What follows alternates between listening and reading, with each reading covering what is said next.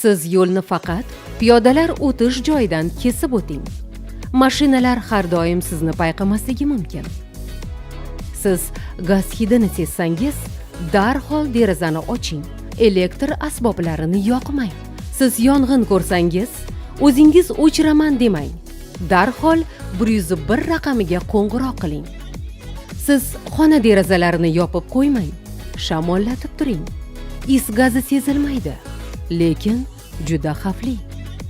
Siz daryo, ariq yoki hovuz bo'yida yolg'iz o'ynamang. Suv tinch ko'rinsa ham, ichida kuchli oqim bo'lishi mumkin.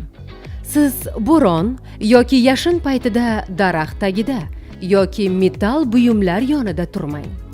Siz yong'in yoki zilzila bo'lsa, orqaga qaytmang. Tezda tashqariga chiqishga harakat qiling. Siz favqulodda holatda 101 yoki 1050 raqamiga qo'ng'iroq qiling. Bu raqamlar sizni himoya qiladi.